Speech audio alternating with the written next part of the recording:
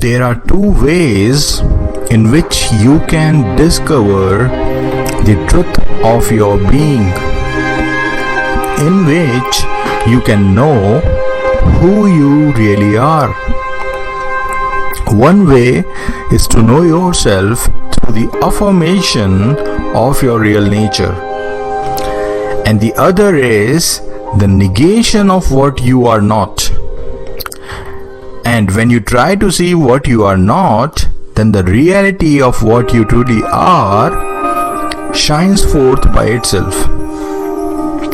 And saints down the ages have used both these methods. So allow me to tell you what these two methods are really all about. In the method of affirmation, we meditate on the four great statements from the Upanishads, which point to the reality of your true nature, which tells you who you really are.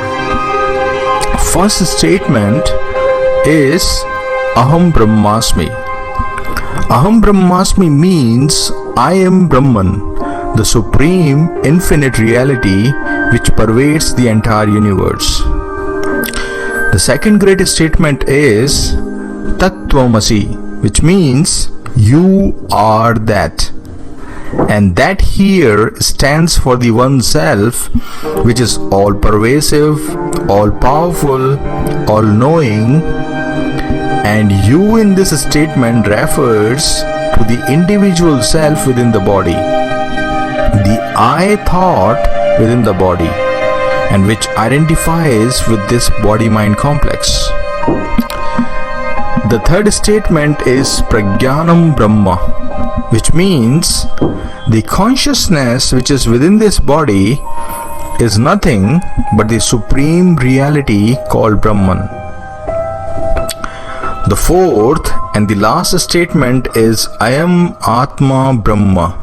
It means the individual self within each one of us is nothing but the supreme reality itself, which through the cosmic illusion called Maya is appearing as the individual self.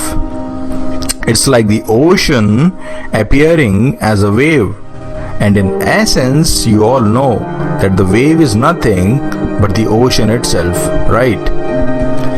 So these four statements from the Upanishads, from the four different Upanishads, are meditated upon till the truth of these statements is realized and experienced.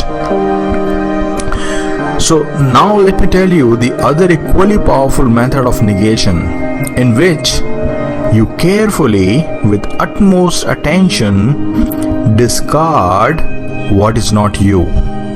And when you do so, then the reality of what you are in your essence shines forth. In this method, you try to see that you are not the body-mind complex. And how do you do that? You analyze your everyday experience to come to this truth. See, if you really had been the body, then that would have been your constant experience. But it's not so. You don't experience your body in sleep. In fact, you forget all about it. Isn't that your experience? You can't deny it. Now tell me, do you feel yourself as one or many? I can hear you say, of course I am one. How can I be many? But if that is the case, then how can you be the body? Because the body is made up of so many parts. There are around 206 bones tied together. All the muscles, the organs. Do you feel any of them? If you really had been the body, you must have felt yourself as those parts that make up the body, right? But that's not your experience. There is also a very, very solid point which tells you that you can't be the body. And the point is that there are so many people who have lost their limbs. Some even have lost their both arms and legs. Now go and ask them, do they feel less in any way? without their limbs? If they were really the body, then with the loss of arms and legs, they would have surely felt as less. Don't you think so? And so the same argument is put forward in the case of the mind. The mind is composed of thoughts and emotions. And since you experience yourself as one, how can you be the thoughts and emotions which are literally innumerable? And also, I keep telling this principle, the seer-seen principle.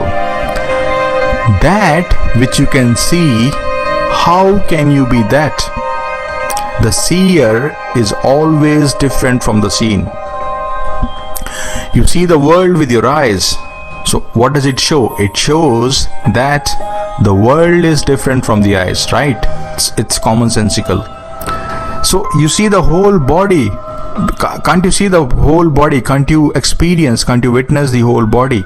The sensation arising, if you have the pain in any part of your body, you can also feel that. Who is seeing?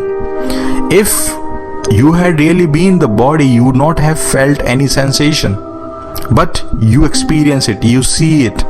So the seer has to be different from the seen. Then only the process of seeing can take place, right?